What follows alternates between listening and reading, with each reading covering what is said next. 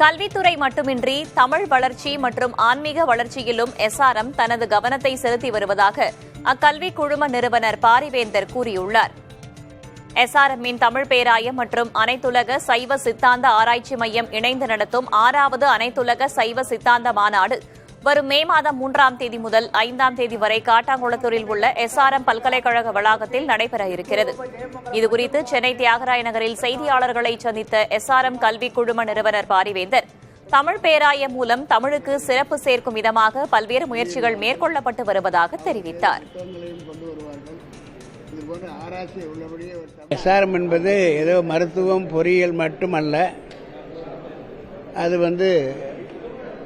இது போன்ற தமிழ் வளர்ச்சியிலும் ஆன்மீக வளர்ச்சியிலும் எங்களால் முடிந்த செயல்பாடுகளை நாங்கள் செய்கிறோம். அதோடு இது போன்ற ஆதீனங்களோடு இணைந்து எங்களுடைய கடமையை ஆற்றி வருகிறோம். இப்போ 6வது உலக ஆராய்ச்சி சைவ சித்தாந்த ஆராய்ச்சி மாநாடு நடக்க இருக்கிறது.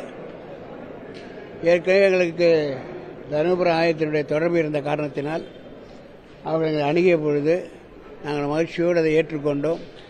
நாங்கள் சிறப்பாக செய்து கொடுக்கிறோம் என்று சொல்லி நாங்கள் அதை ஏற்றுக்கொண்டு நாங்கள் இணைந்து இந்த மாநாட்டை சிறப்பாக செய்ய முடிவெடுத்திருக்கிறோம்.